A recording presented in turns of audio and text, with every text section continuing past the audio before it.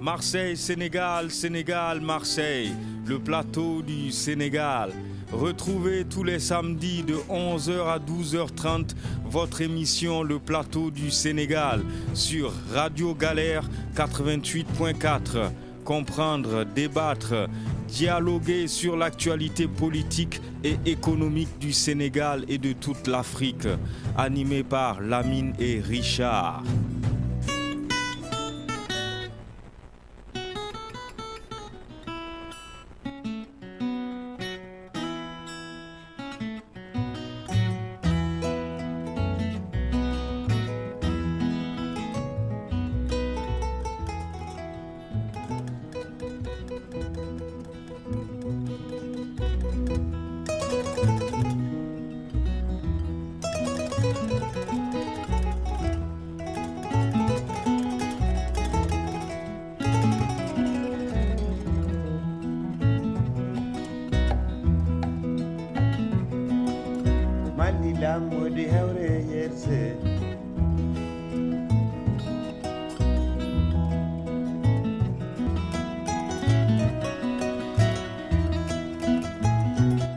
Bonjour à tous et bienvenue sur Radio Galère, le 88.4 de la bande FM, radiogalère.org et sur le DAB+, canal 8C. Vous êtes dans l'émission Le Plateau du Sénégal. Comme tous les samedis de 11h à 12h30, venez dialoguer, discuter avec nous au 04 81 08 28 10. À tout de suite.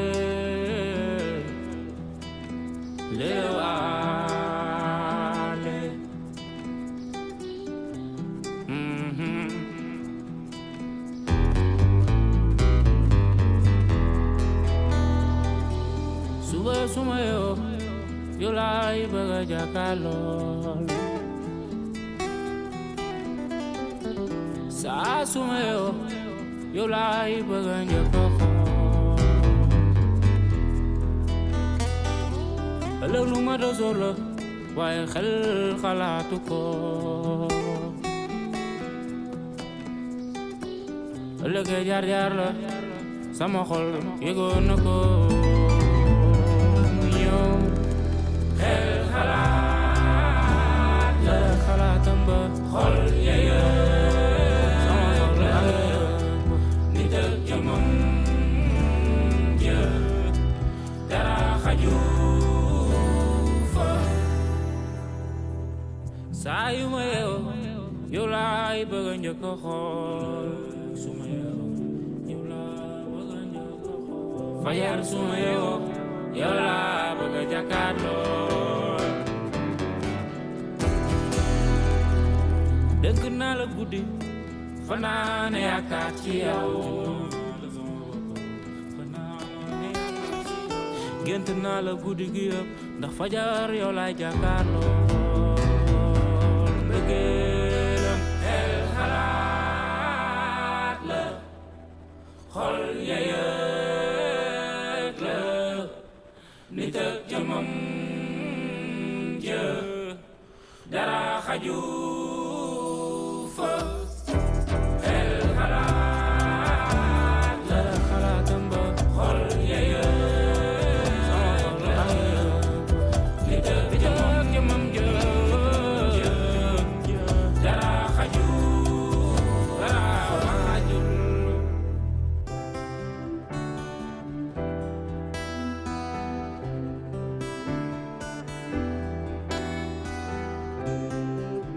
nit nag ak jëmam ja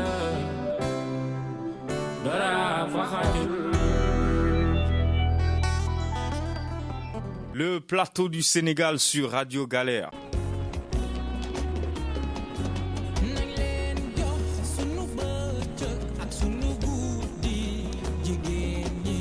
Yaay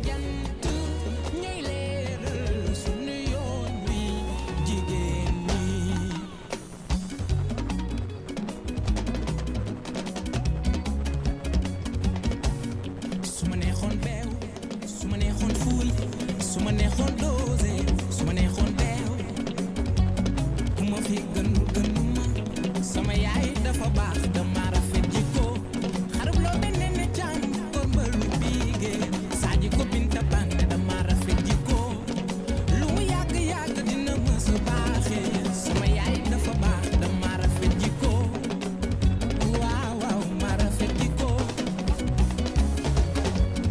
muñal ko sagal ko suturaal ko jigéen la yomb na yow def ko sa yaay booy jigéen la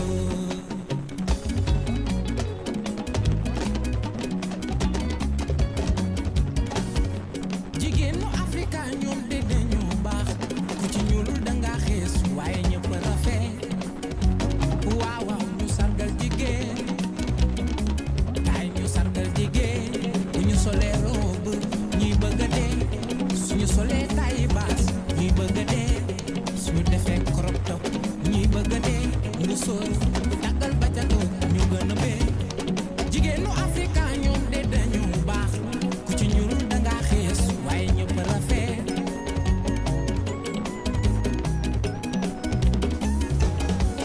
muñal ko sagal ko suturaal ko jigéen la yomb na yow def ko sa yaay booy jigéen la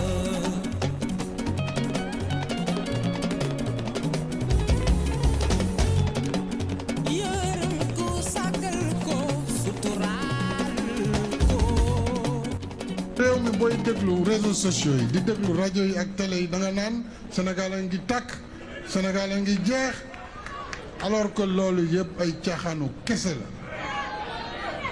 caaxaanu kese ndax li am solo pour askan wi ci la ñu nekk mooy liggéeyal askan wi guddi ak bëccëg jàppale leen ci njàng gune yi jàppale leen seen wér-gu-yaram jàppale leen ci université yi jàppale leen ci mbéy mi càmm gi ak napp bi mais loolu mooy li réew mi soxla te wane na ko chaque fois mu wut occasion wane na ko waaye toog sa ordinateur di tappe di kaj ci suba ngoon di saaga di xuloo jàpp ne yow yaa moom réew mi ba ci kanam loolu mu ngi suñu kanam.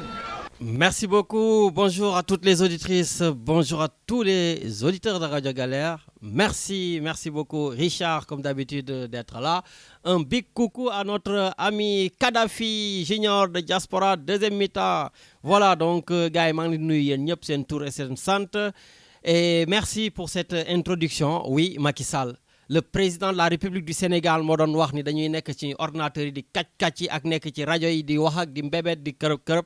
Oui, monsieur le président de la République, ça vous dérange, mais nous allons pas nous taire et nous allons continuer à dénoncer ce qu'il a dénoncé. Par contre, je suis d'accord sur le début de ce que le président de la République a dit. Le pays a besoin justement à ce qu'on travaille sur l'éducation, sur la pêche, sur la protection de l'environnement, sur le gaz, le pétrole, le zircon, voilà, pour que ce pays-là décolle et qu'on ne soit plus vraiment en train de parler du matin au soir des problèmes démocratiques. On avait des acquis démocratiques. Et aujourd'hui, en tout cas sur le plan de la démocratie, nous sommes en train de reculer avec le président Macky Sall. Oui, monsieur le président, vous avez raison. On a besoin de travailler, pas trop de parler, comme vous dites. Et donc, où est l'importance de mettre en place aujourd'hui au Sénégal un projet de loi sur le terrorisme? Enfin, un projet de loi. La loi, elle est passée hier, hein, parce qu'il y a une majorité, Richard, de députés, voilà, qui ne comprennent même pas ce qu'on vote, mais ils n'en savent absolument rien, ils lisent même pas les textes. Mais comme ça émane du président de la République, on vote. Maintenant, au Sénégal, Richard, oui, je te l'apprends, on a ce qu'on appelle une infraction terroriste. Voilà. Et ça, comme ça, quand on le dit comme ça, mais tout le monde devrait dire, mais qu'est-ce qu'il raconte? Il a raison, on devrait applaudir pour qu'il y ait une infraction terroriste. Mais non, une infraction terroriste, oui, tout le monde le veut, mais à condition que ça soit vraiment du terrorisme. Oui, parce que maintenant, on a des définitions de terrorisme, en tout cas au Sénégal. Maintenant, la définition du terrorisme, avec l'esprit de la loi, c'est tout simplement trouble à l'ordre public. Et oui, Richard, c'est ça maintenant le terrorisme au Sénégal. Alors que le terrorisme, tout le monde le sait, c'est pas une mince affaire, quoi. Quand on voit ce qui s'est passé au Mali, il y a eu beaucoup de morts. Quand on voit ce qui se passe au Burkina Faso, quand on voit ce qui se passe en France, ce qui s'est passé en France, Bataclan, tout ça. C'est ça du terrorisme. Mais maintenant, on va dire terroriste, c'est tout simplement trouble à l'ordre public. C'est que nag ku gis lu ñuul soo gisee xam nuñ ko waxee ku gis lu ñuul soo gisee ku xamatuma voilà ku gis daal lu ñuul di nga daw ku ndóobin rey sa maam ku gis lu ñuul di nga daw voilà ku ndóobin rey sa maam ku gis lu ñuul di nga daw. Le président Macky Sall a commencé comme ça avec Khalifa Sall. Il a écarté Khalifa Sall parce qu'il devenait dérangeant. Et il avait dit, je ne sais pas si vous vous souvenez, dans les télévisions françaises, quand le journaliste lui a posé la question de la libération de Khalifa Sall, il a dit, je le ferai quand j'en aurai la volonté et le désir. Quand il aura la volonté et le désir de libérer Khalifa Sall. Khalifa Sall mis de côté, éliminé des élections présidentielles. Karim Wade éliminé, exilé des élections présidentielles. Aujourd'hui, il faut le reconnaître. Le leader de l'opposition s'appelle Ousmane Sonko. Et Ousmane Sonko a terrorisé le président de la République lors des événements du 5 ou 8 mars, là où il y a eu 14 morts. Ousmane Sonko a défié le président de la République. Ousmane Sonko a terrorisé le président de la République. Le président de la République était obligé de prendre la parole en disant « Je vous ai entendu ». Oui, monsieur le président de la République. Vous nous avez entendus. Vous avez entendu la jeunesse sénégalaise. Mais vous n'avez absolument rien compris. Vous avez absolument rien compris. Maintenant, cette loi qui a été votée hier, c'est tout simplement pour préparer justement la place chaude, la prison à Ousmane Sonko. Si on n'est pas fumiste, Ousmane Sonko est la personne qui est visée.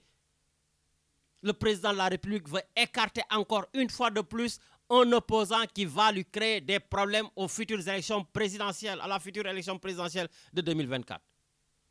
Et pourtant, ça ne devrait pas. Parce que logiquement, lui-même, il l'a dit, Richard, on va encore chercher. Le président, il a répété 100 milliards de fois qu'il ne ferait pas un troisième mandat. Je crois qu'il y a quelqu'un. Allez, on y va. Non, non, vraiment, d'entrée de jeu, Richard, il me chauffe déjà qu'il fait assez chaud à Marseille. Oh, c'est fou, quoi. Allô? Oui, bonjour, Lamine. Oui, bonjour. Ah, grand gëj nañ la dégg. Yon la ma laqatu nga ni lan Marseille il fait chaud. Oui. J'ai attaqué 6 heures du matin pour éviter la chaleur. Waaw waaw noonu la les chefs d'entreprise nag foog ñu teel a jóg. Encore voilà, et puis dama yeewu boo xamante ne vraiment je me suis réveillé vraiment mal quoi. Ah lu tax lu xewati? Lu xewati Lamine. Li xew Sénégal ñëpp xam nañ ko quoi. Ah bu dee Marseille ñi fi dëkk wala ñuy déglu rajo bi du ñu ay naafeq li xew Sénégal ñëpp xam nañ ko. Comprendre nga. Tout à fait. li ma bëggoon wax sax léegi wax nga ko. Xale bi moom lay préparer rek fexe nu mu ko tëjee kaso. Ouais. loolu kese la amul leneen quoi. mais man bu ma déggee benn député xale bu jigéen buy saaga démb.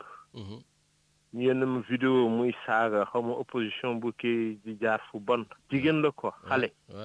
di saaga mais dama ni kii est-ce que liñ ko jox mérité na ko quoi député di taxaw assemblée di saaga ay moroomi député opposition bu kii rek jaar saaga quoi. mais loolu dafa ñaaw quoi. yow yaa ngi jiite di saaga léegi ñun na sa ginnaaw di saaga nga leen non yéen bu leen saaga amu leen droit saaga.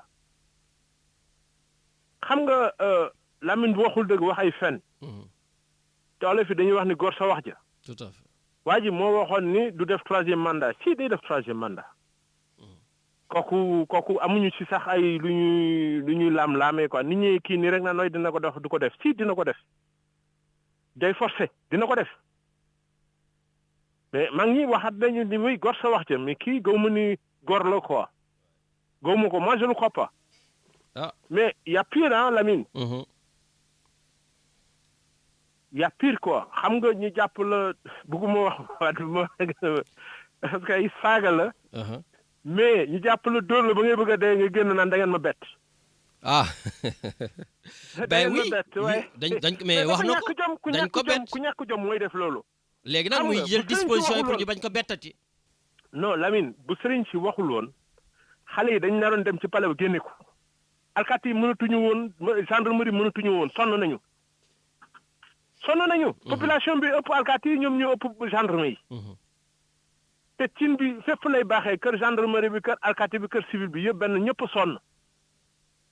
sonn ko ci toogal problème am la lay wax muy alkaati bi di gendarme bi benn la ñu da ngay taxaw sax gendarme mu ne la sama veste bi sax boobu nga ma jaay la ko. ma ne ko non bu ko jaay quoi mu ne ma si soxla moo tax mu koy jaay gendarme laa la wax xam nga loolu dafa ñaaw quoi 2018 bi ma demee Sénégal gis ay ñoo xam te ne ay pilote militaire 5 ñu taxaw Abass Ndao pour dem seen base amuñu oto man dama doon dem foofu quoi j'allais là-bas maa doon dem Comico mais man maa leen yóbbuwaale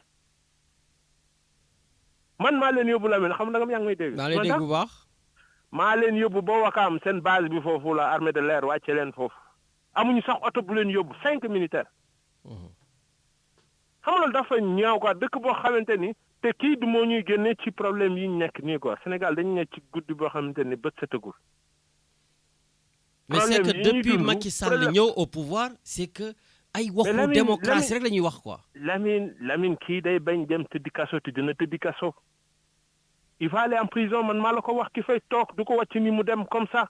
coono bi mu teg Sénégal yi bakkan yi fa rot. bakkan yi dee foofu mënuñu ko wàcc noonu mu dem loolu mënul nekk. waay mënul nekk mais keneen ku ci jéem a wax quiconque ku mu mënti doon c'est avec un grand P quoi. ku ci wax rek na fex nga parce que mi ngi def lu ñaaw te kenn waxu ko ni ko bàyyi lu ñaaw li ngay def. waay lu ñaaw mais imagine nga dëkk boo xam ne amatoo droit de manifestation dëkk moom boo sàccee sax ñu ne la léegi 30 ans de prison nga war a def mais loolu mooy lan.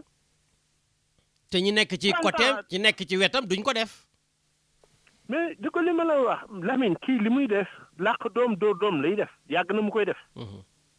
opposition bi daal ku ci def loo warul def ñu yóbbu la nangu sin mais koo xamante ni ci nga bokk moom nga àndal kenn du la laal mën nga def lu la neex Sénégal dara du la ci fekk procureur bu wax ñu jëlee la fa même nga nekk en étant procès nga toog nii ñu yónnee la lettre ñu la jógal fii war a toog fi toog dañu lay dàq en pleine science ñu ne la jógal nga dem. fii moomatoo fi dara.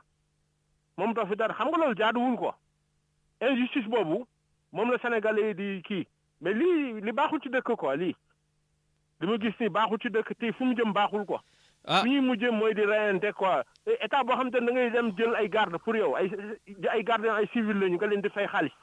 nervi 2 milliards 400 millions xam nga lay joxe ci ñoo xam ne yàlla leen recruter yow sa bopp yow kese. mais gendarmerie dañu waroon def comme alkaati yi fii di ñu def dem ba ci buntu palais ba suñu seen tenue suñu seen yëpp jox ko ni ko léegi bon jëlal say garde c'est tout. gendarmerie ak police yëpp quoi ñoo waroon dem suñu seen tenue ak seen daal ak seen yëpp ni ko ñu ngi nii ñun. léegi bu ñu egg foofu grâce suñu eggee foofu du baax. bu fekkee ñële ñoo jël tenue yi bon ñun dee nañu. non duñ ko jël ñoom jànguñu jàng boobu. ñoom seen yoon nekk si nañu yor seen mbolde ak seen i ay jaasi. rek. dégg même démb maa ngi dégg mais c'est hallucinant à l'Assemblée nationale parce que j'ai suivi un tout petit peu Aliou Dembourou Sow encore celui qui avait dit il faut prendre des sabres pour tuer tous ceux qui sont contre le président. Hier à l'Assemblée nationale il a presque répété la même chose en disant tout simplement nga génnal sama jaasi lay xaar xaw ma la lan. waaw d'accord mais Lamine c'est hallucinant opposition bu ko waxoon yaa ngi ci kaso bi. ah oui. opposition député opposition bu waxoon ni way génne leen nii def leen nii. mais procureur war na la bu yàgg ne la kaay du ñu xaar ay kayit yi ay levée immunité yooyu yëpp du leen ci fekk dañuy def li ñuy def ba pare xam nga jël la denc la. mais nag ma wax la benn affaire la leen. Sonko mooy nekk kaani xeeñam boo xam te ne du ko mënal en tout cas de mi ngi ci kaw kawam de. du ko mënal kii du ko mënal dara. c'est que nag na Sénégalais yi bañ a xool comme ni mu def Khalifa Sall parce que Khalifa Sall ñëpp loolu lañ doon wax te jaar na ci kawam. bu ko defee Lamine xam nga kii dañ ko sosaloon rek ne ko da nga yaxal rek. waay histoire yu jigéen ak góor rek yàq nañu ay milliards ci réew ma ay milliards yu bari. waay histoire xale bu ndaw. waay xale yi ñëw Dakar di jànku foofu la jànku ci yooyu la dem sos nii way diw daf ma doon sàkku wala sàkku na ma ba pare sos loo xamante ni c'est pas fondé quoi. Y a bon rien de toute façon loo xamante ni. nañ ñaan yàlla ñu Oui. juger ko rapidement quand même xam lu xew. waaw mais jugement dina am. mais ñoom Lamine bu ñu amoon preuve waa ji dañ gis kase bu yàgg. ah non déggaat naa beneen député Djibril War nee na mi ngi ak preuve yi léegi vidéo bi dina ko génne nag pour dëkk bi am jàmm. Lamine El Hadj Diouf lu mu waxoon daf ni kii tëdd na xale bi ba jël ndoxam sotti ko ci jigéen bi am nañ preuve yi am nañ lii. xale bu jigéen bi démentir ko moom en personne démentir El Hadj Diouf li mu wax. bon maa déglu xale bi mu wax xale bi démentir na waa ji avocat boobu te ne muy wax du dëgg.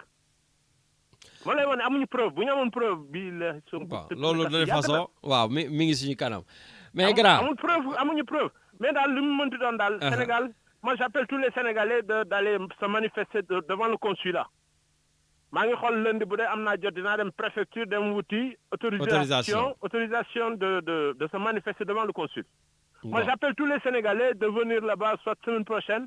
wala lundi ou mardi ñu ñëw manifester. waaw loolu moom organisation lay war a laaj ah duñu. voilà organisation mais nañ ko def nag quoi. nañ ko def parce que ñi fi toog nii ñi ñuy indil ñëpp du kenn mu ci consul amul benn koo xam te ne diplomate la. depuis waa ji toog depuis ci xale bi fi nekkoon xale bi dem ñu indil ñu jigéen boobu gis nga kooku tamit nekkul woon diplomate gis nga ki ñu indil tam kii nekkul diplomate quoi. diplomate dina gis fii Sénégal bu taxaw mën a du ko nuyu. du nuyu kii tëb kële. ah bon ah déet waay. le consul général moo def loolu fii. kii li mu def dafa ñaaw c'est trop vilain ba en plus jour bu gën a xamante ni jour boobu la ñëpp di baalante ak mu jour Korité. mais lu tax nuyu ko. je sais pas nuyuwul kan man la nuyuwul mais man intéressé mu sax. mu nuyu parce que xam pourquoi da ngeen jotante wala lu xew. non du tout. mais xëy na xamula xamula jour boobu moo nekkoon deuxième jour bu ma ko gis. nii quoi nii deuxième jour premier jour bi benn. ci centre bourse la woon xam lu ñu doon def den jéem a nax Sénégalais yi toujours ñoom fu ñuy woote rek dañuy jéem a nax Sénégalais yi centre bourse def nañ fa benn réunion benn guddi la. jéem a naxaate yooyu quoi. jeex na jour boobu laa ko gis ak jour Korité maa ngi taxaw wax booy kii ñaan la xamul naka tuuti kan benn booy ci booy kii la étudiant yooyu la. waaw Malick Niang. waaw Malick Niang xale bu yaru quoi. waay xale bu yaru. xale ingénieur boobu la. informatique waaw Malick Niang. yi taxaw nii di waxtaan boobu ñun ñëwante balante ak yooyu quoi ñun ñu ngi doon fexe pour julli am benn boy un peu teint clair la ñëw nuyu Malick Niang nuyu kii rek xam doorante nii quoi. boy xale bi ni Malick Niang ki mooy consul bi quoi consul bi nuyu ko mais man maa ngi taxaw Malick Niang mais consul bi nuyu moom ba léegi. ah loolu moom rafetul dinaa ko wax nag Aldo sa copain la. mu wax ko consul bi di yooyu rafetul Aldo il est au courant. mu ne ma loolu mu def noonu erreur la. waaw kooku moom rafetul ma ne ko kii mérité wul nekk fi consul quoi. bon il ne mérite pas. écoute ça va du jàngam du xam-xamam moo tax mu nekk fi consul.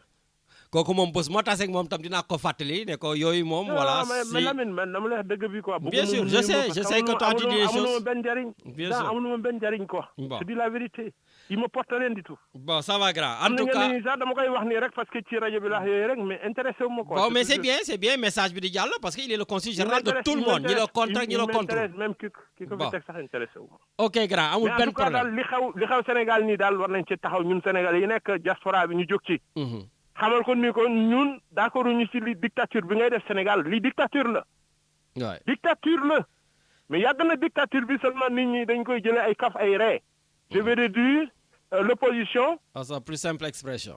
mais kooku dictature la moo bi c'est ça. kooku boo ko liiree ba pare ci marqué da ngay marqué dictature.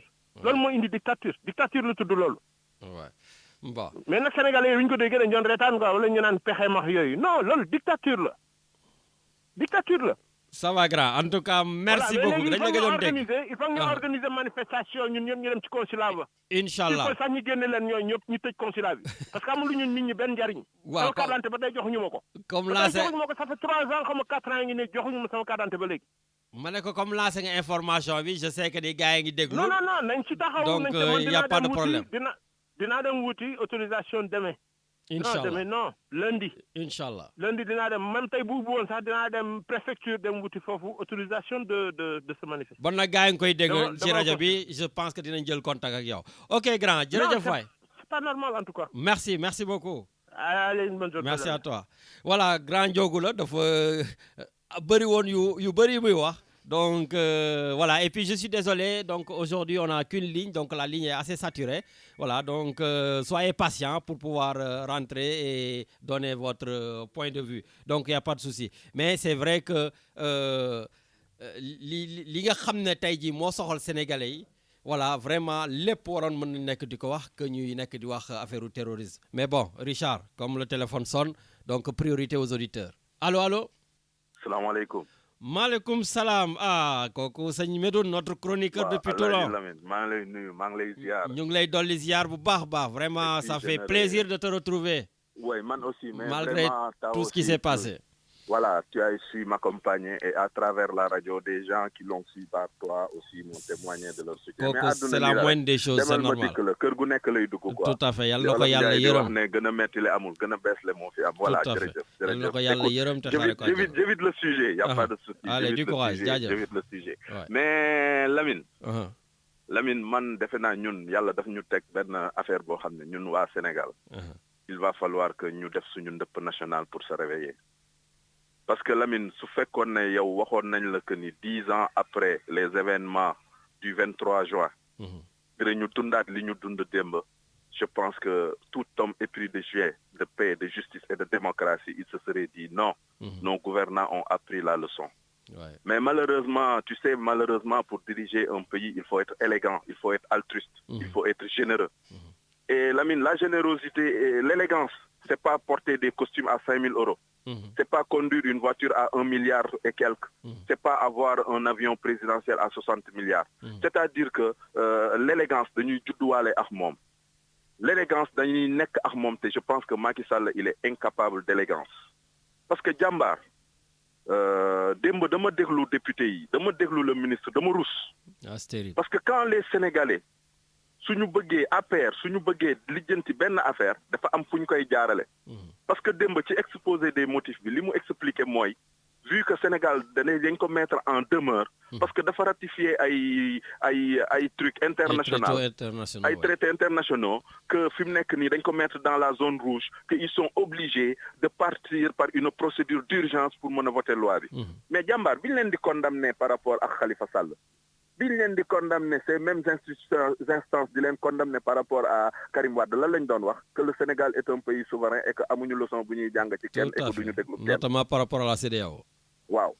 Et puis jàmbaar il t'amène une loi liberticide. Sous prétexte de terrorisme, tu l'as dit terrorisme kenn bëgg ko kenn ñaanu ko yàlla. Mais malheureusement depuis mars ba tey jii le gouvernement sénégalais ancre dans la tête des mots yoo xam ne xamuñu ko woon ay forces occultes ay terrorisme ay lii ay lële. Donc tey jii bu la kenn nax ils veulent aller sur un procès de Ousmane Sonko.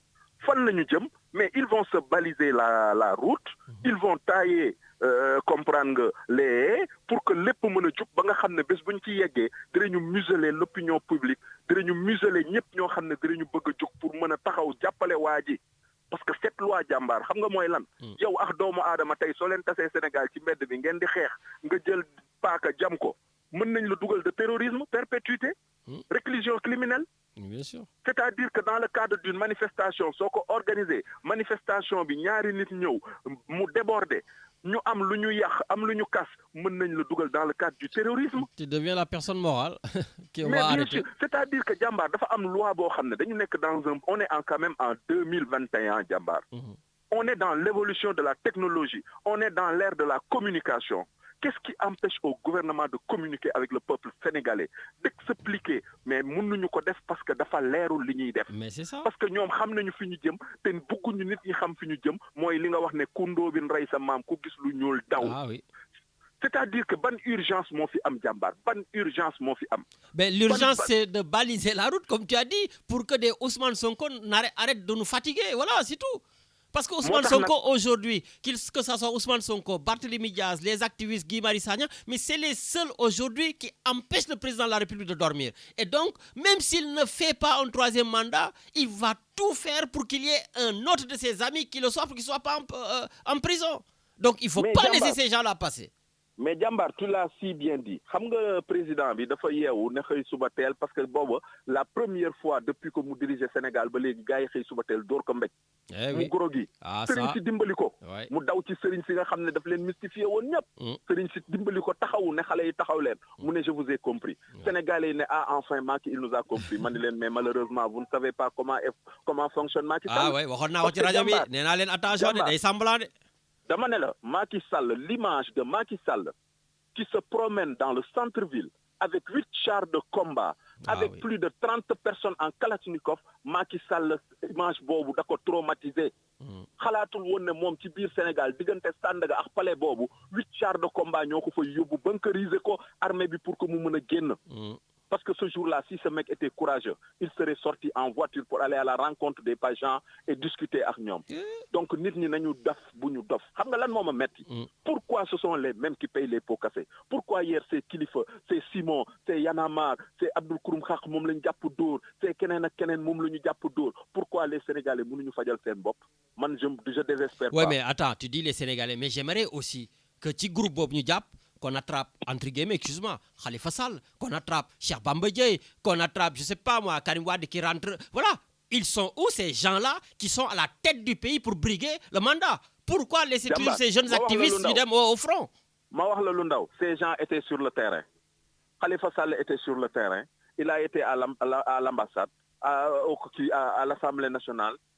Il a été de partout. Est-ce que comprendre nga li ma la wax mais ñooñu soxla wuñu leen parce que ñooñu ñoom ñi ñu bëgg mooy ñi ñu soxla ñi ñu soxla. D'accord, ils prennent pas les gentils quoi.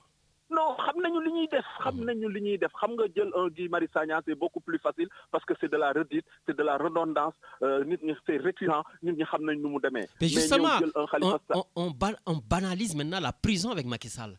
La prison, vraiment, les gens, c'est comme quand je croise certains jeunes ici à Marseille qui me disent « Ouais, j'étais un peu en vacances au Beaumet. » Tu vois, les gens, dans les prison, la DIC arrive, la gendarmerie, on t'amène en prison, on te sort 2 jours, 3 jours, on te revient. Mais c'est hallucinant. C'est que Jambar, xam nga man lan moo ma metti c'est que orientation yi Sénégal jël. Au lieu Jambar qu'on s'occupe de la jeunesse, au lieu qu'on s'occupe de l'éducation. Jambar, est-ce que Sénégal, tu sais que Sénégal c'est le seul pays boo xam ne da ngay am bac toog 2 ans yoo xam ne duñ la orienté 2 ans yoo xam ne duñ la orienté Jambar fii xale yi nga xam ne ñu ngi def seen bac déjà am seen orientation xam nañ fan lañ jëm Jambar Sénégal les abris provisoires pendant ce temps on recrute l'armée pendant ce temps on surarme les armées les forces de défense et de sécurité pendant ce temps la gendarmerie ki nga xam ne moom il a une philosophie il a une déontologie kooku nga xam ne bëggul dal ci population bi ñu jëlee ko fa jël xaritu Marème Faye Sall andi ko pour réprimer c'est-à-dire que Jambar Sénégal va vers des heures troubles vers des heures sombres problème bi nag mooy comme benn ligne nga yor bëgguma bloquer ligne bi mais je pense que il est temps que nit ñi réfléchir bon Ndiogou mu ngi wax affaire manifestation mais il faut aussi mu calculer jour bi xam ne nit ñi aussi dañuy liggéey jéem a xool jour boo xam ne il aura le maximum de personnes qui seront présents parce que je pense que su ko defee un lundi ou un mardi de fait systématiquement il faut le préparer yeneen région yi moo tax ma ne il faut le préparer affaire doo ko préparer c'est une bonne idée mais il faut vraiment le préparer il faut que ñun aussi ñu participer de la manière la plus active mais Macky Sall bu mu fàtte ne yow sànq bi nga teg à l'entame moom moo ne woon la génération du clic et du clac mu ngi fi te kenn mënu leen téye te tey il a beau vouloir museler ce qui se passe hier dafa ñaaw le journaliste de Zik FM qui a été battu tabassé par un commissaire pourquoi parce que da ko pousse waa ji ne ko damay def sama liggéey mu jël ko dugal ko ci ne dóor ba muy bëgg a sonn doog ko bàyyi mais Sénégal fan lañ jëm Jambar mais alkaati yooyu nañu xam ne am nañ ay mbokk ci nit ñi aussi nañu xam ne alkaati yi am nañ ay mbokk ci nit ñi méjum kanam borom moo koy fajal boppam en tout cas je te remercie je vous remercie tous et puis très bonne écoute allez merci beaucoup Seigne Medoune merci allez Richard donc on va continuer tranquillement et on fait quelques rappels donc rappelle-nous un tout petit peu ce que le président Macky Sall disait il y a quelque temps avant qu'on prenne l'auditeur fan yëpp dégg naa ay coow mooy loo xam ne daf ma jaaxal sax ndax day mel ne lu xiinul rek xëy taw wax joo xam ni kenn xamul fu mu jógee ak lan moo ko tax a jóg ndax réew mi jàpp naa ni démocratie la buy dox 2016 man maa proposé askanu Sénégal révision constitutionnelle boo xam ne dama ni mbirum mandat yi dafa war a jeex dakk ñëpp jàpp ne réew mi kenn mënatu fi toog lu ëpp 2 mandat dañ ko bind mu leer nañ nul ne peut faire plus de 2 mandats consécutifs xanaa kay ku jàng tubaab boo ko firilee loolu war na xam ne indépendamment référendum loi 2016 wala loi 91 dañu ne mandat bi juróomi at la benn yoon lañ ko mën a renouveler muy donc boo ko renouveler muy ñaari mandat ñu yokkaat ci leneen du koy tëj ne de toute façon kenn mënul def lu ëpp ñaari mandat yu tegale donc loolu la constitution bi wax donc loolu lu leer na man maa ngi sama benn mandat boo xam ne bu ci yàlla àndee 2019 lay jeex ci coobare sunu borom ak bëgg-bëgg Sénégalais yi bu fekkee ne jàpp nañ ne liggéey bi ñu sa sumb ñu ngi koy teg ci yoon am nañu seen kóolute dina renouveler mandat boobu 2019 su boobaa man pare naa ci loolu dama bëgg wax jooju ñu teg ko fële te ñu jublu ci liggéey waaye li ma xaw a jaaxal nag ci réew mi mooy foo nekk ci liggéey rek dinañ la indil wax joo xam ne boo moytuwul boo leen ci toppee dina la tardeel te jaru ko kon fii ma toll li ma bëgg a def daal mooy continuer liggéey bi nga xam ne yéen a ma ko dënk su paree ñu seet boo leen ñu wóoluwaatee am ngeen possibilité renouveler mandat président de la république su boobaa wax ji jeex na maa keneen la ñu wax ndax mënoo def lu ëpp ñaari mandat yu tegle waaye nag intellectuels yi dañu bëgg loolu jàpp fii interpréter fële ku nekk wane xam-xam ku nekk wane ne yow yaa mën a indi lii ak laa loolu yëpp lu baax la mais vraiment damay ñaan daal ñu bañ a di engager réew mi ci loo xam ne énergie bu ñuy perte la amalu ñu njëriñ en tout cas man mii de jàpp naa ne mbiru ñetteelu mandat dinañ ma séentu fépp ba mu des ci mbir moomu loolu dama bëgg ñu wax mu leer te mu yem fi. Merci, Monsieur le Président de la République Macky Sall. Je pense que nag tam quelque part il a raison quoi. ñun dañ fiy nekk naan troisième mandat moom waxal na ko boppam dinañ ko xaar fu nekk sauf si troisième mandat. Il ne fera pas de troisième mandat. Bon, c'est vrai qu'on a du mal à... Vraiment, on a du mal à accepter ces propos du président de la République parce qu'il s'est dédié à plusieurs reprises. Mais ces dires-là, Richard, sont clairs, nets et précis. Donc vraiment, je pense qu'il est temps que les Sénégalais acceptent que ce président ne fera pas un troisième mandat. Sauf que malheureusement, tout ce qu'il met en place prouve le contraire. C'est pour cela les gens, voilà, ils ont du mal vraiment à prendre la parole présidentielle comme une parole sacrée, alors que sa parole devrait être sacrée. Mais Richard, on part à l'antenne, il y a quelqu'un. Allô, allô? Allô, salam alaikum. Maaleykum salam. Un chroniqueur de retour. Sëñ Mame Thierno, nakamu? Ah, ça fait plaisir, ça fait plaisir. maa ngi ñaanal ñëpp jàmm gudd fan ak wér ak tawfeex. ñu ngi lay ñaanal nu aussi. naka njaboot ji njaboot gi yëpp. li tax nag tey yi nga xam ne moom moo tax ñuy wootee ko wax. ki lañ mas a nekk di ko wax di ci woote. waaw nous remarquons et nous constatons un État qui secoue sans cesse la République de par ses actes. Tout à fait. Ça c'est un fait, c'est factuel. Oui. bu ñu ñëwee ci affaire mandat bi nga xam ne moom ko dugaloon noonu. li mu wax noonu ci wolof. dafa def beneen kii boo xam ne bi moo toog ne du ma wax oui du ma wax non. Ni oui ni non. xam nga affaire troisième mandat on ne doit pas se suspendre aux lèvres du président de la République mais on doit se suspendre au dispositif constitutionnel. Qui est clair et net et précis. Un troisième mandat est impossible au Sénégal. Ce n'est pas moi, ce n'est pas Lamine, ce n'est pas Radio Galère qui le décide, c'est la Constitution sénégalaise qui le dit. Ça c'est clair. Tout à fait. Maintenant, pour ce qui se passe actuellement, nous sommes pour la défense nationale. Nous sommes pour la sauvegarde de notre souveraineté et de la sécurité des Sénégalais sans faille. Tout à fait. Il faut que ce gouvernement arrête de nous prendre pour des, comme je l'ai toujours dit, pour des moutons. On ne va jamais brouter. Voilà. Il faut qu'ils arrêtent. Parce qu'à chaque fois, ils prennent quelque chose, ils le mettent devant nous. On vous dit, oui, si vous n'êtes pas d'accord avec ça, c'est que vous n'aimez pas le pays. Personne n'a le monopole de la raison. Comme disait l'autre, personne n'a le monopole du cœur. Tout à fait. Ce qui se passe actuellement avec ce projet de loi, qui va devenir loi, moi, il y a, première chose, il y a un manque de clarté total. Et ce gouvernement a un problème de clarté. En ce qui concerne les lois, il faut être clair. Deuxièmement, c'est une loi anti-jeunesse. Troisièmement, c'est une loi anti-opposition. Le terrorisme devient un moyen pour eux, quoi, pour museler les libertés et les droits. Pourquoi je dis que c'est une loi anti-opposant? Parce que un opposant risque la perpétuité. Le fait tout simplement de participer, comme il l'a dit Serigne Djamil-Sy, Serigne Moustapha Djamil-Sy, que j'ai écouté à l'Assemblée nationale, son intervention extraordinaire, excellente, qui dit au président de l'Assemblée nationale, quand vous aviez entre vos mains une grosse pierre, tout à fait. Si aujourd'hui vous répétez la même chose, vous serez jugé comme un terroriste. Vous voyez l'amalgame qu'ils ont fait? Et ils l'ont fait sciemment, parce que j'ai vu les articles, ils l'ont écrit sciemment. C'est eux qui l'ont fait sciemment. L'autre exemple, un jeune étudiant qui réclame le paiement de sa bourse ou qui demande des conditions de vie meilleures pour son université, pour son école. Si cet étudiant sort dans la rue et manifeste, s'il serait arrêté, il serait condamné pour terrorisme. Brillant qu'il soit cet étudiant, il ne pourrait pas prétendre à aller faire des études à l'étranger.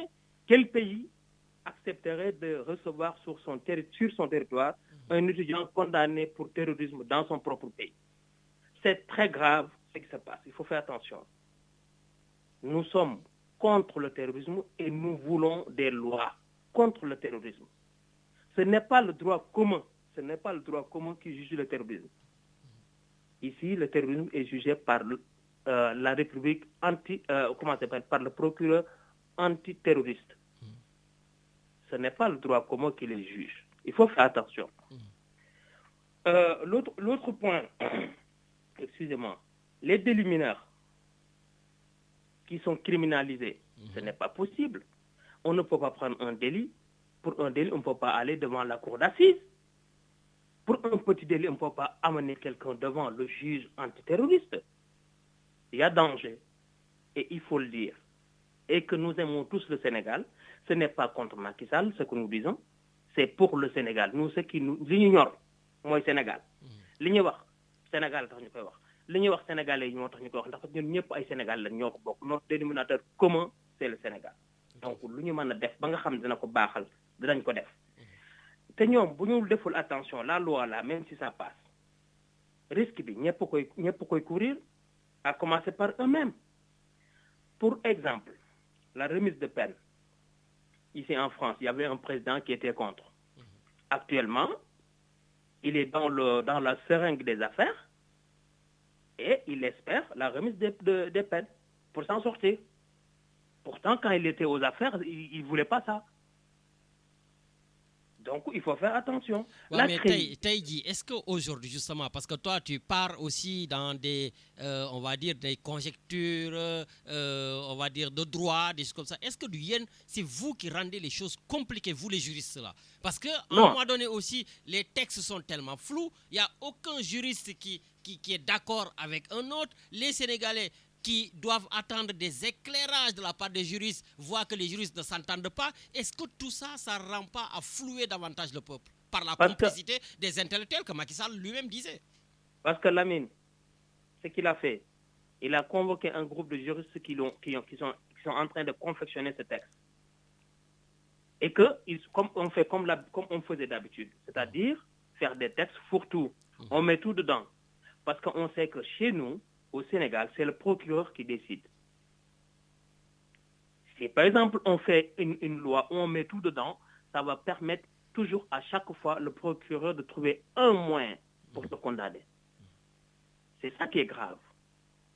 Ils l'ont fait exprès, de sorte que si un jour un jeune il sort, il jette des pavés, des gravats, n'importe quoi, sur la rue, sur un bus qui passe, parce qu'il manifeste, il va devant le procureur, il peut être condamné pour terrorisme.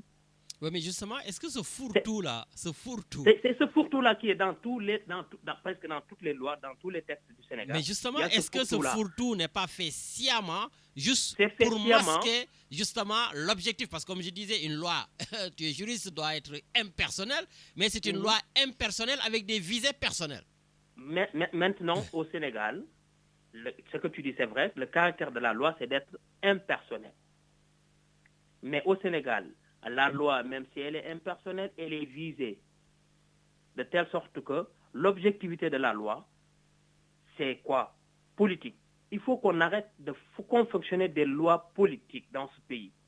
il faut des lois qui sont la républicaine, des lois qui protègent, des lois qui apportent quelque chose. Moi, la perpétuité ne me gênerait pas si, par exemple, on disait quelqu'un qui fait du détournement des deniers publics.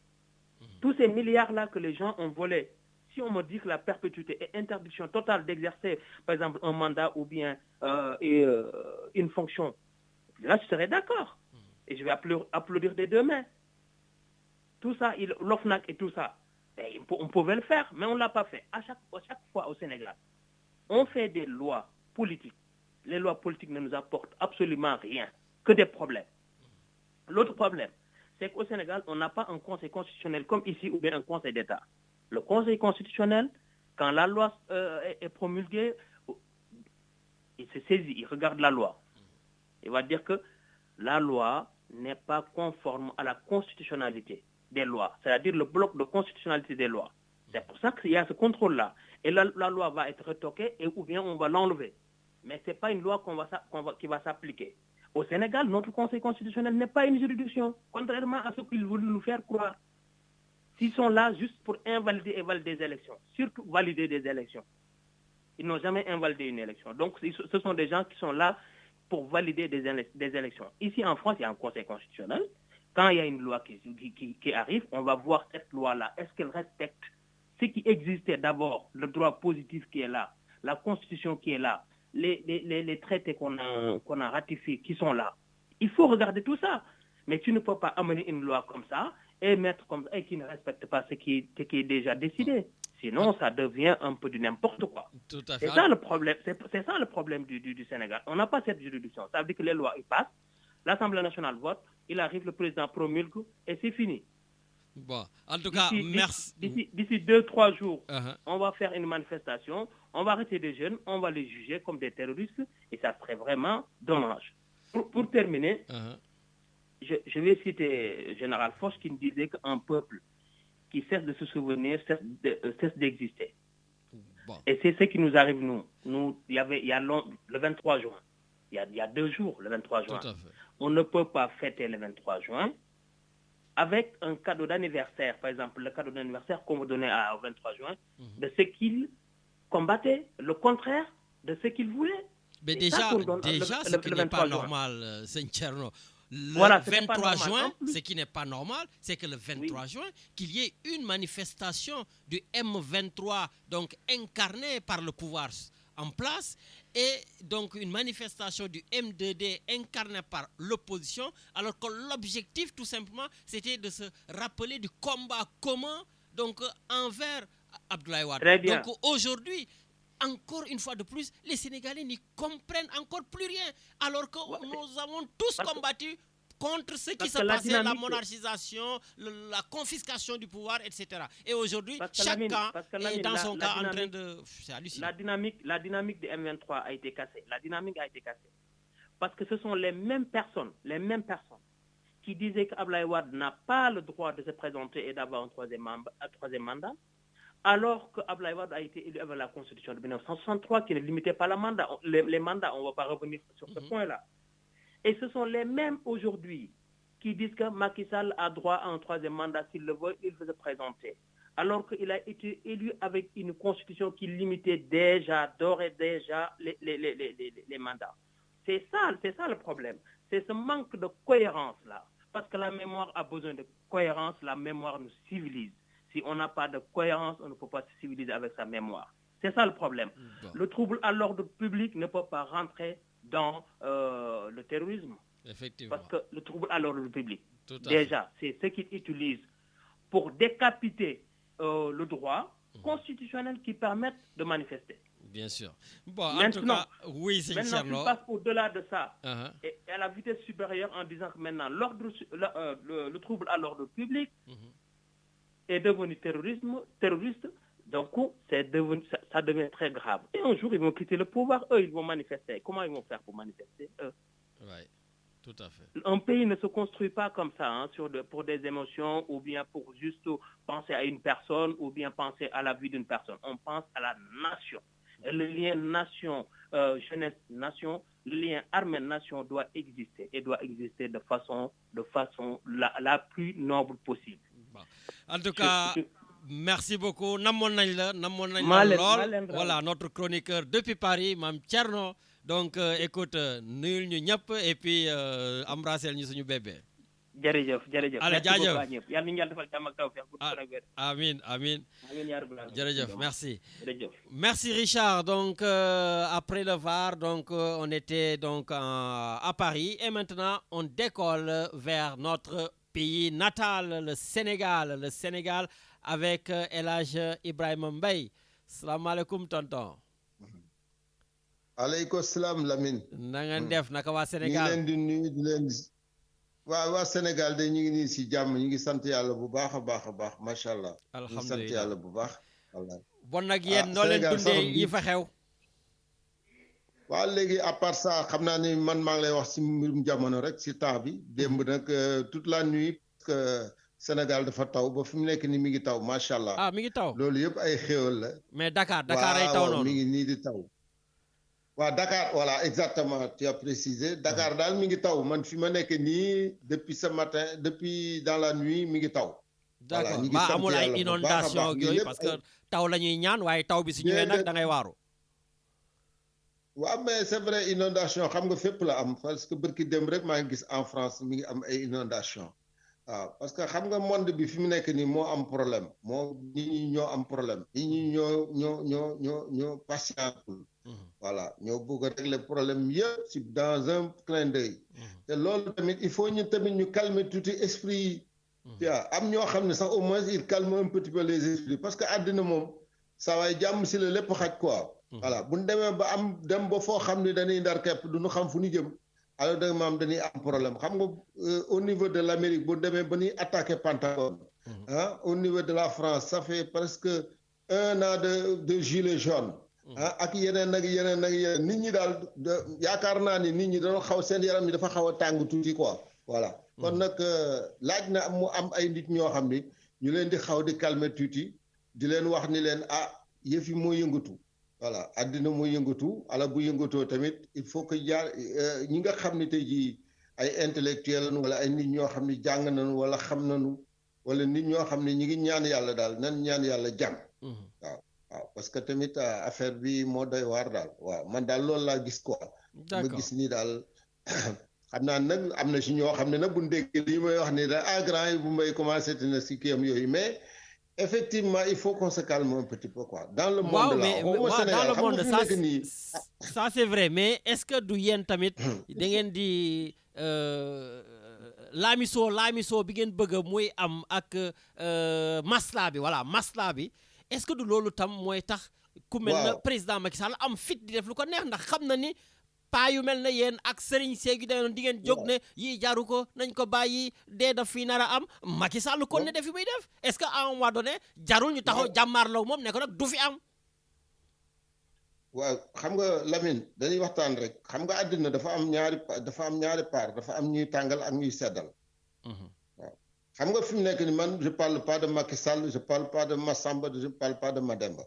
voilà mais bu amee ay opposition boo xam ni waxuma lay opposition bi sax mais man Sénégal maa ngi suivre seen journal ya mais tous les journaux c'est des opposants te loolu man xawma lan la man je comprends rien peut-être boo ko waxee léegi sax ñu ne la léegi Ibou Mbaye way commencé mais boo seetee si côté boobu nga nii gars yi daal dañuy xam yow déjà kenn ki nekk si kanam tamit moom day nekk de am ay problème voilà ñun nag on est là pour réguler pour essayer de réguler nit ñi xaw leen a calmer xaw leen wax li leen affaire yi dafa xaw a kii xaar leen di def leen te du tere tamit ñu ngi waxtaan ak ñeneen ñi voilà mais daal de toute façon daal man ni ma ko gisee nii waxuma la Sénégal de je parle du monde c'est un village maintenant tout à fait. Mais les gens ont tendance à tout chauffer quoi voilà ñi jàng ñi ngi wax ay wax yoo xam ni allo dégg moom par exemple ñu ngi wax yoo xam ne nit ñi comprendre ñu si dara déjà.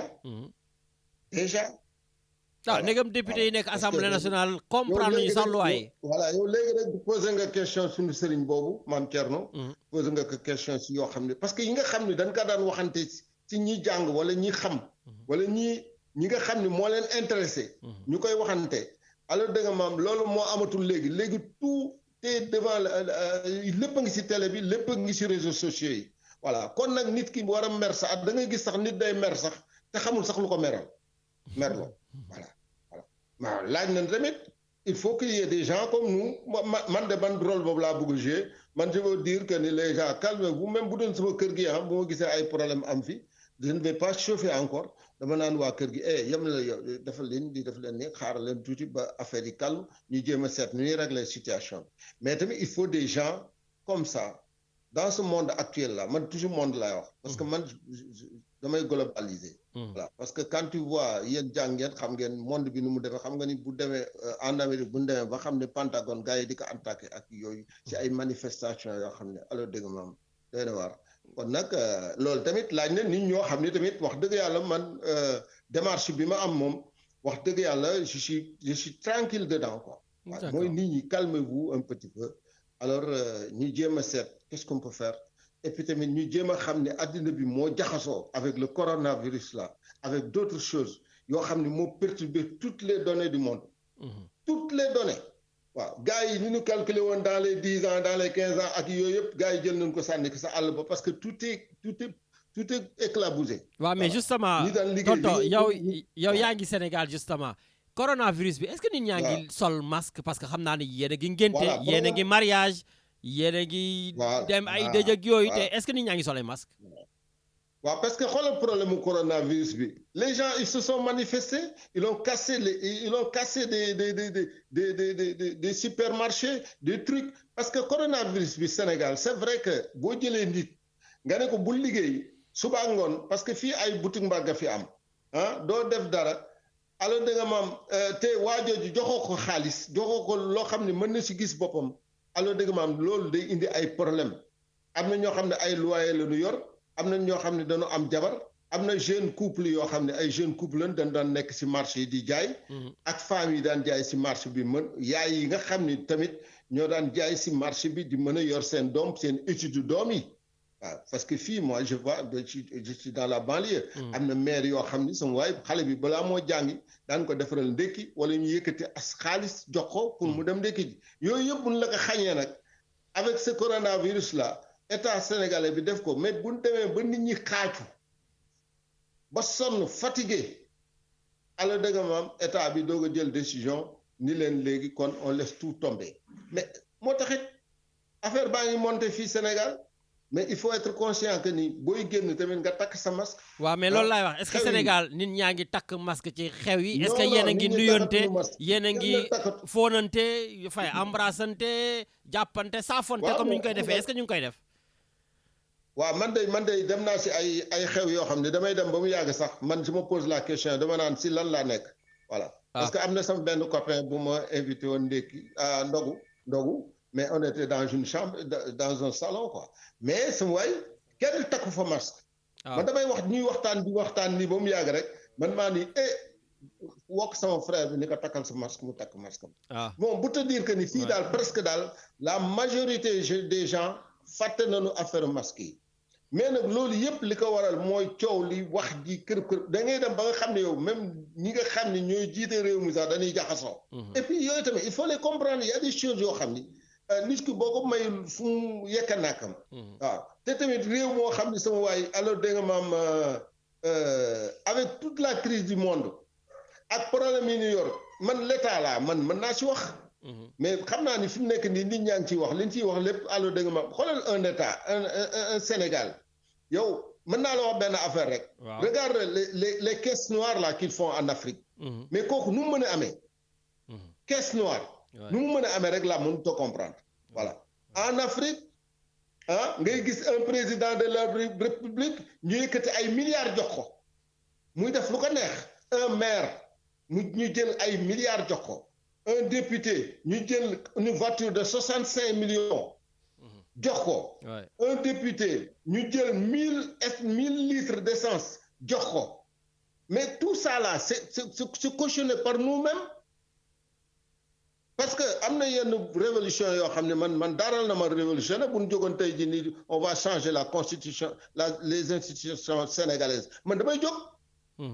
oui parce que yii ñu fi def nii man neexuma bëgguma ko. mais nag bu nekk nag naan dañuy taar réew mi wala dañuy def lii dañuy def lee kooku dañuy yàq loo xam ne alors dégg nga bon doy na waar. en tout parce cas que Macky Sall yi muy def yëpp ñun ñoo ko permettre. waaw Macky Sall li muy def lépp ñun ñoo ko jox milliards yi ñoo ko jox xaw ma lu mu tëdd ci armée bi ñoo ko jox lii mais Macron moomu à part son salaire il touche pas 2 centimes. ñaari dërëmu Mali du ko si teg. te Macron li muy gérer ñuy gérer wuñ ko. mairie de Marseille boobu yow yaa ngi Marseille. yaa ngi si politique bi wala yaa ngi si kii administration bi. mais xam nga ne yow les dirigeants là duñu laal ñaari dërëmu Mali. sakantement nag ñu jël caisse noire jox ko kenn si réew mi koo xam ni waa ay waajuram xam ñu sax million nga jël ay milliards jox ko kooku ñun la c'est que am na yoo xam ne bu problème amee il faut se prendre sa responsabilité da ngay jël sa wàll.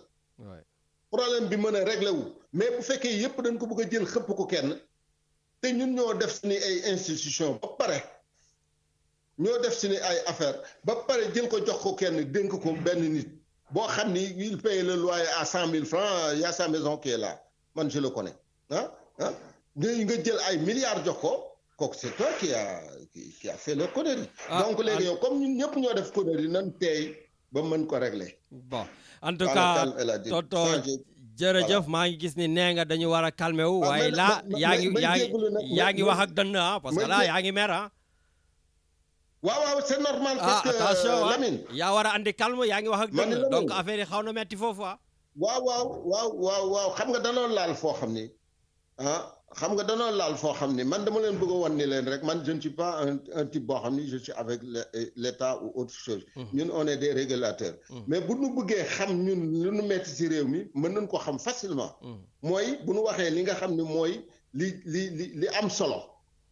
li am solo mooy laa xam ni li nu bokk ñun ñëpp te loolu ñu bokk ko tamit ñu war ko sàmm ak li nga xam ni erreur yi nga xam ni ñun tamit def nañ ko.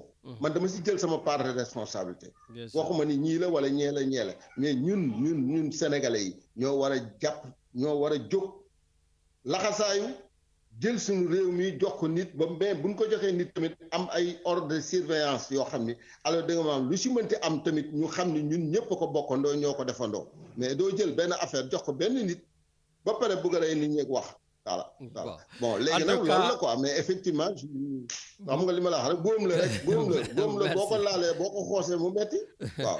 jërëjëf tonton may jégalu nag. amul benn problème may jégalu bu baax si li baat bi jóg. tuuti non mais c'est normal c'est juste pour dire que ni effectivement am na yu bëri yoo xam ne de temps en temps foog ñu jóg yaram yi tàng donc c'est normal.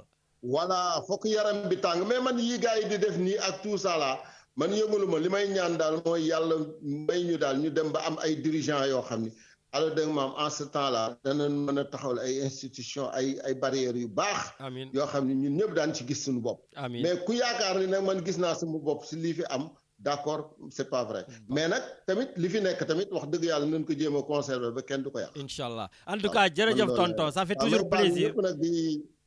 di gërëm ñëpp di baalu ñëpp Lamine yow tamit ñu lay ñaanal baax yàlla musal la seytaane taxawu la quoi. ñun ñëpp ñu fekkee merci nuyu tamit sama rakk jooju Ndiogu Diagne ak Médoune ak gaa yëpp daal ak Diédia ñëpp daal fàttewuma kenn man daal maa ngi nuyu ñëpp fàttewuma kenn di baalu àq ñëpp di baalu àq ñëpp. en tout cas del xool li xew Sénégal ndax tànk yaa ngi foofu yaay suñu envoyé spécial voilà. effectivement kooku nag man dinaa ko nangu ci loxo yu taxaw yoo xam ni tamit wax dëgg yàlla pour te montrer que ni man maa ngi ci xeex bi rek maa ngi ci lépp voilà bañu ma nag mais nag dama bëgg ñu def loo xam ne daal jaare ko yoon bu kenn saboté. jërëjëf waaw jërëjëf. waaw merci beaucoup merci tonton merci au revoir. Voilà, merci El Hadj Ibou Mbaye depuis le Sénégal, vraiment, qui est notre envoyé spécial Fofu. Voilà, même s'il appelle au calme, lui, je vois qu'à un moment donné, il s'est échauffé. Voilà, mais bon, c'est comme ça, c'est Radio Galère. Voilà, donc Richard, on revient à l'antenne. Je crois qu'on a un auditeur en ligne. Allô? Oui, bonjour, Lamine. Oui, bonjour, Kokala. Bira, depuis Aix-en-Provence. Oui, Lamine, ça va? Ça va, grand, Nakamou? Ça va, santé à Louba. Ça va sant bu baax xanaa dafa mel ni da ngay jël élan ni ma la gisee nga naan ça va dafa mel na nga mer lu xew. mer non man mënuma mer. ah bon ça va alors. mënuma mer parce que xam nga boo amee mag bu mel ni Ibou Mbaye. bu waxee rek waxal na ñëpp. bien sûr. parce que grand bu dëggu la. te amul ay parparloog yooyu wane na ko fii ci dëkk bi fii à Marseille. nu mu nekkee Sénégal tooge fa mu wane na ko kon boo amee grand bu mel noonu doo mer parce que loo war a wax dina la ko waxal boo waree wax it musiba mu ne la booy loolu ëpp naa wax yàgg na ma ko wax ne ma sa booy loolu ëpp naa wax waaw te moom jàmm la mës a woote moo tax boo gisee dañ topp suñu tànki mag voilà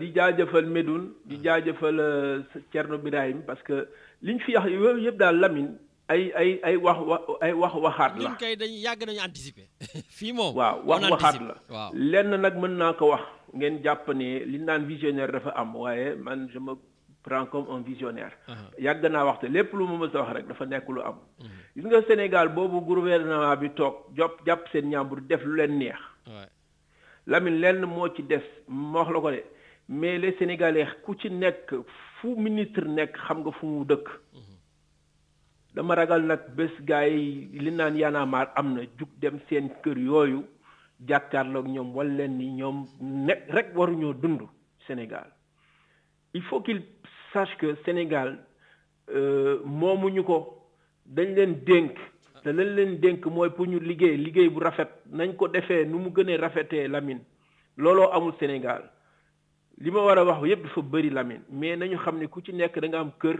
da nga am njaboot te dañ nga dénk liggéey un fonctionnaire d'État da nga war a am noo war a doxee am noo war a tëddee da nga war a tëddee ne njaaxaay nay mais nag buñ foog ni tout Sénégal dafa ragal wala Sénégalais masla bi dina am foo xam ne dafa fay yem il faut qu'il fasse très attention ay junj la rek junj doy na borom xel léegi nag ci junj boobu damay waxaale ak suñu sœur boobu jeejaa na bàyyi ne Sénégalais yëpp a yem parce que loolu tey jii buñ ñëwee taxaw ne jigéen ñëpp dañoo bon moom ci boppam war na jug taxaw wane ne que li ñuy wax du loolu am na nu mu war a waxee na bàyyi di tooñ parce que tooñ baaxul yenn yi tooñ la tous les Sénégalais ne sont pas pareils bu dee loolu la kon lu leen def baax na on est tous différents ku ci nekk da nga am sa honneur ku ci nekk da nga am sa éthique ku ci nekk da nga am noo war a doxee ci sa life ak loo gëm waaw am na ñoo xam ne loo leen jox ñu tegoo ko mais am na ñoo xam ne il ne mérite pas kon duñ ko yow duñ ko tegoo nañ waxante dëgg waaw na bàyyi yenn mots yi muy wax parce que elle écorche une certaine masse de la population. Elle donne son avis comme ñëpp. waaw mais nag avis boobu nag Lamine gis nga mën nga joxe sa avis mais bul joxe sa avis di tooñ bu ne Sénégalais yëpp yam ça veut dire que elle met tout le monde dans le même sac et am na ñoo xam ne mënuñu ko nangu parce que duñu loolu buñ ñëwoon tey ji Marseille ne ñëpp ay jigéen ñi fi nekk ñëpp ay jigéen yu bon lañu kon moom ci boppam bu dee ku baax la war na xoolaat boppam yaa ngi dégg ma c'est une fois juste rek pour mu xam ne il y a un discours à tenir elle peut dire ce qu'elle veut mais il y a un discours à tenir pour bañ a écorcher yenn masse population bi voilà allez ça va y a pas Sénégal nag na gars yi delloo si seen xel lu ñu fa yàq ñun la ñu ko yàqal mais il y a des façons de faire yenn lois yi on a des juristes on a des jeunes yoo xam ne ils ont le talent ils ont la compétence mën nañu wax ci affaire juridiction yi mais bu kenn tax li naan du ma lekk ci ndab li dama ci xëpp suuf loolu bu mu am waaw am na yoo xam ne mën nañ ko faj bañ a yàq ba nañu respecté daal nañu respecté bien sûr man nag je fais appel au président de la République par rapport à ses conseillers man je sais qu'il a des conseillers voyous xam nga lu ma la wax c'est des voyous non mais c'est des Lamine c'est des voyous parce que am na discours yoo xam ne xam nga des fois da ngay xam ñu nekk seen biir xam leen bu baax di waxtaan ak ñoom bu ñu génnee fa ñuy waxee du ñu xam fan la te nous on a des connexions on a des relations un peu partout kon nañu xam bu baax nu ñu doxalee dëkk bi CEDEAO nañu xam nu ñu doxalee dëkk bi nañu xam ne ñun ñii dofuñu te am na lu ñu lu bëgg aussi voilà bon écoute transfert de technologie beeg yenn yeeg yu bëri yi on peut parler de beaucoup de choses qui nous apportent beaucoup mais actuellement li am dafa metti ñëpp voilà donc un homme averti en vaut deux ngeen baal ma nag belle conclusion un homme averti en vaut deux jërëjëf grand Bira maaleykum salaam jaajëf grand voilà merci beaucoup grand Bira Thioune voilà et puis Richard pas de pause hein, c'est bientôt la fin de l'émission donc on enchaîne et on retourne à Paris avec donc l'indétrônable Yaye Ami Diop la personne qui est habilitée à parler au nom de Khalifa Sall ici sur cette antenne, car elle est mordue de Khalifa Sall. Bonjour Yaye Ami. Bonjour Richard, bonjour Lamine. Bonjour. maa ngi leen di remercier ci je peux parler en wolof je pense que c'est mieux non waaw lu la neex rek d'accord donc maa ngi leen di remercier bu baax a baax ci émission yi ngeen di def tous les samedis parce que yéen a fi nekkal diaspora bi yëpp je peux dire que yéen ay baatu diaspora yéen na leen yàlla jàppale amiin merci beaucoup donc man dama am 2 interventions yu ma war a def deuxième bi c'est vite fait parce que dañu am suñu benn xarit de plus de 30 ans bu disparaître depuis 15 jours foofu laa jóge nii à Saint-Ouen-le-Monde on était au commissariat de police et tout ça donc situation de l'Assemblée nationale hier ak loi bi man Lamine franchement je suis dégoûtée et très déçue et ça n'honore pas notre pays ce qui s'est passé hier nañu waxante dëgg des députés qui s'insultent ak histoire bi am foofu ci biir des bagarres juste parce que chaque fois rek dañuy teg pression man dama xamul utilité loi bi ñu teg ak mois de mars la fi affaire yi am donc je pense que ñu ngi continuer di def pression sénégalais les chefs religieux ont parlé et je pense que ils rebondissent c'était reculer pour mieux sauter pour le président Macky Sall ku ko xam nga ni loolu rek lay def voilà donc man bi mu defee tuuru chef religieux yi laa leen ne am na lu muy préparé je l'avais dit à des gens ma ne ko am na lu muy préparé parce que ces visites là chez les chefs religieux il est en train de préparer quelque chose vraiment notre pays dafa dégradé fi mu toll nii man j'ai des collègues de travail des Français yoo xam ne musuñu sax di seetaan lu xew Sénégal bu nit ñi benn nit moo doon wax ne vraiment le pays c'est bien comme après moo am non il y a eu des trucs ñoo xam ne même l'actualité de France sax duñ ko xam mais ils ont parlé de ça ci laa ne dëkk bi yàqu na yàqu na ba nga xam ne maintenant tout le monde est au courant de ça c'est une honte on a connu Senghor on a connu Abdou Diouf on a connu Abdoulaye Wade mais li am ni musul am Sénégal jamais au plus grand jamais le Sénégal était respecté dans le monde entier si on a de pareils qui ne respectent même pas l'hémicycle di génn di menaçante di saaga mu mel ni ñoo xam ne ci marché la ñu nekk alors que c'est la République l'écharpe tricolore on doit le respecter mais il était à terre hier à l'Assemblée nationale du Sénégal c'est une honte et pourtant on les appelle honorables députés man xas nañ ma fii ci rajo bi dama invité ay députés ñu ne ma lu tax doo leen wax honorable man li may gis Assemblée nationale tax na ñemewu ma di leen wax honorable c'est comme les diplomates duma ci woowee kenn muy consul muy ambassadeur duma leen wax son excellence ces conneries là il faut les mettre par terre.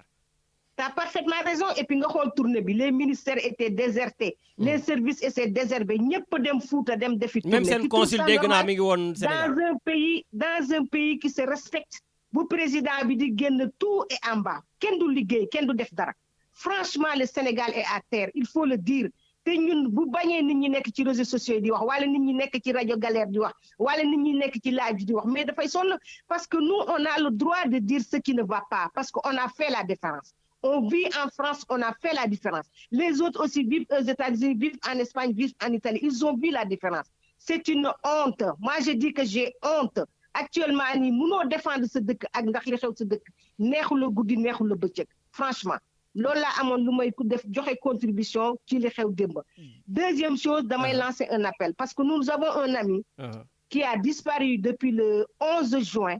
Il habitait à Saint-Ouen-le-Monde. On a bien sûr contacté les autorités consulaires. Oui. Mais vraiment, nous sommes démunis, très démunis, désœuvrés, Lamine. On est à peu près 4 personnes qui occupent l'affaire. Les photos, je les ai divulguées dans les réseaux sociaux et tout ça. Il s'appelle Ibrahima Kanforiba. Il habitait à la SICAP, au Gédo. On a fait une petite battue à Saint-Ouen-le-Monde, autour de Sergi comme ça. Nibisiwat, on a été dans les commissariats de police et tout ça, des dépositions. Seet nañ ko fu nekk, seet nañ ko ci hôpitaux yi, seet nañ ko ba xam nekku dans les centres de rétention parce qu'on ne sait jamais. Ndax bi muy dem, il a laissé ses cartes bleues, ses pièces d'identité et tout ça. Et ñun xamuñu ko des relances suicidaires, on ne sait pas. Donc je lance un appel à l'antenne pour que Sénégalais yëpp voilà quoi, dommage que le radio là on peut pas mettre des photos mais sur ma page Facebook je pense que dina defaat posté waat photo bi ngeen dimbale ñu nañ ci ñëpp jàppale quoi képp ku ci xam dara ci moom vraiment nga dimbale. Ben écoute notre contribution aujourd'hui c'est que tu m'envoies la photo et dans le podcast qu'on va envoyer comme d'habitude à des milliers de gens il y aura le podcast de l'émission plus la photo de recherche de votre ami. D'accord, merci beaucoup Lamine, merci beaucoup, merci Richard. Bon week-end à vous deux et vraiment félicitations pour l'excellent travail que vous faites depuis des années au niveau de la diaspora. Amin. Merci beaucoup, Yayami. Merci, c'est gentil. Merci beaucoup. Voilà, donc merci à tout le monde. Richard, c'est bientôt la fin de l'émission. Donc, un big coucou à Grand Papley. Donc, Grand Papley, tonton donc, Abou Alioune Diallo, tonton Badou Diallo, voilà. Donc, tonton Diego Kouate, voilà. Donc, j'ai vu aussi que votre frère et mon oncle au pays sont des amis. Je les ai découverts sur Facebook et quand j'ai posé la question, ils me disent que vous êtes parents. Voilà, en tout cas, ça fait plaisir donc de vous avoir autour de nous. Voilà,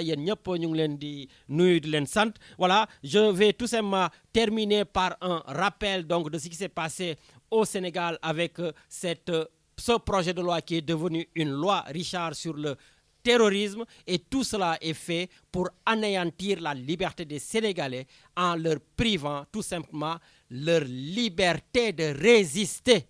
Leur liberté de résister. Parce que je ne sais plus qui l'avait dit à l'antenne tout à l'heure, si Moustapha Niasse, donc à l'époque le président de l'Assemblée nationale, qui avait une pierre dans la main, si à l'époque cette loi était passée, Moustapha Niasse pourrait être arrêté pour terrorisme. Et aujourd'hui, ce monsieur, il est président de l'Assemblée nationale et c'est lui qui est là pour faire passer cette loi. C'est vraiment une honte. Voilà. J'ai comme l'impression que le président Macky Sall se considère vraiment comme quelqu'un qui règne dans une monarchie. Monsieur le président de la République, les terroristes là, mais ce ne sont pas nous. Les terroristes, ce ne sont pas les résistants, monsieur le président de la République. Les véritables terroristes que vous devez emprisonner, ce sont les nervis de votre cortège. Oui, Richard, tu connais maintenant ce que ça veut dire un nervi. Voilà. Donc, oui. Oui, tout à fait. Voilà. Donc, ce sont les nervis de votre cortège qui bastonnent les Sénégalais qui vous font face. Vos nervis ont des gourdins, des machettes. Vos nervis ont des barres de fer. Ce sont eux, les terroristes, dont vous devriez vous occuper, monsieur le président de la République. Mais aussi, vous avez d'autres terroristes à côté de vous. Ce sont les voleurs à col blanc de la République, comme certains ministres, directeurs de services ou autres autorités qui gravitent autour du gouvernement. Ce sont eux les vrais terroristes qui empêchent le pays de se développer. Vous voulez encore des terroristes, monsieur le président de la République, Macky Sall? Vous avez vos ouailles, vous avez vos larbins qui vous poussent à briguer un troisième mandat, quitte à marcher sur des cadavres, monsieur le président. Ce sont eux les véritables terroristes que vous devriez stopper. Donc aujourd'hui, vous continuez à accabler certains. Et certains, quand même, malheureusement, sont rentrés au bercail. Manu militari, pour cause de terrorisme. Hassan Diouf, un activiste, un immigré comme nous, qui a été expulsé des États-Unis car le consulat et l'ambassade l'ont accusé de terroriste. Richard, ce monsieur a été arrêté et expulsé vers le Sénégal. Parce que les diplomates, son consulat, qui devrait le protéger, a dit non, celui-là, comme il critique le président de la République du matin au soir, c'est un terroriste. Et il a été expulsé parce que tout simplement, il n'avait pas de papier. Et aujourd'hui, un autre Sénégalais, Ousmane Tounkara, pareil aux États-Unis, un activiste, il a failli être expulsé. Lui aussi accusé par le consulat comme étant un terroriste. Heureusement, la justice américaine a désavoué le Sénégal sur ce coup-là. Donc ce nouveau projet, enfin j'arrête de dire projet parce que c'est une loi, ça a été voté par une majorité mécanique. Cette loi est encore une sorte d'épée de Damoclès à la tête de certains. Et quand je dis certains, le premier parmi ces certains, c'est Ousmane Sonko. Le président de la République rêve de faire à Ousmane Sonko ce qu'il a fait à Khalifa Sall. On se rappelle cette fameuse phrase que j'ai dit en début d'émission. Je vais le libérer de prison le jour où j'en aurai la volonté et le désir. Voilà un tout petit peu comment le président de la République du Sénégal, M. Macky Sall, fonctionne.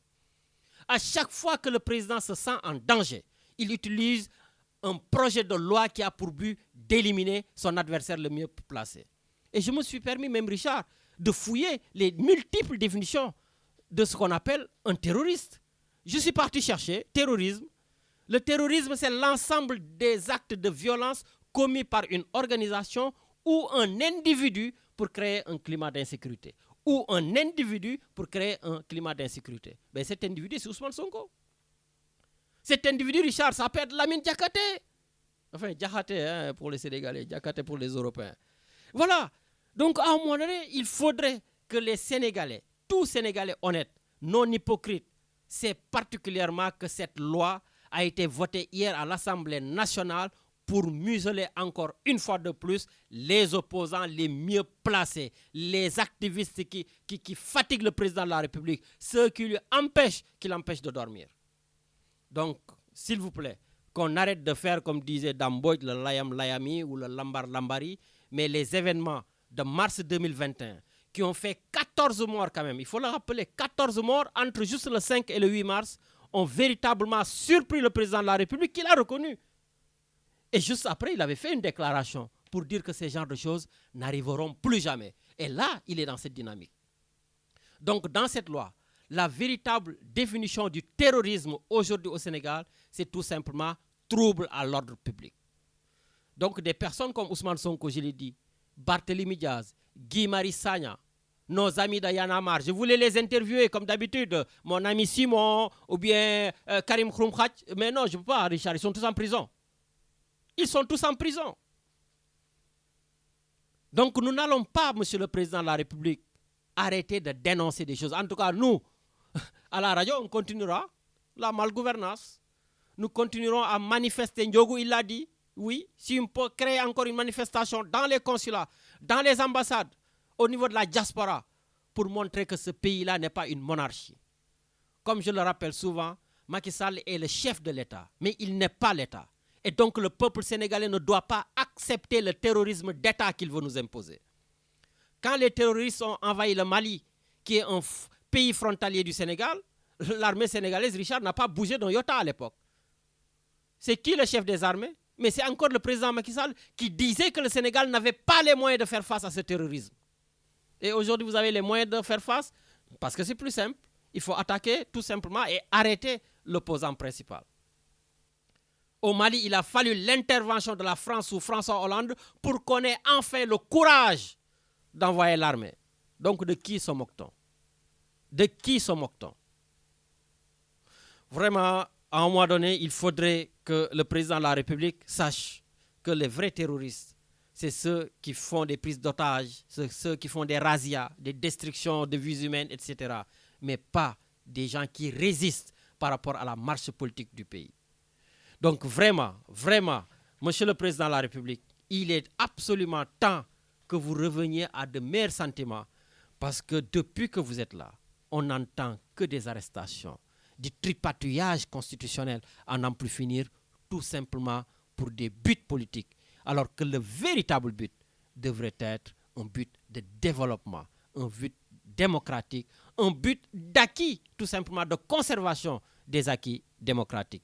Vraiment, c'est un appel, Monsieur le Président de la République, s'il vous plaît, arrêtez de vouloir museler le peuple, parce que vous n'arriverez jamais à museler les Sénégalais. Voilà, Richard. Donc, je te dis tout simplement, bonne émission avec Étienne et à samedi prochain. À samedi prochain, Lamine.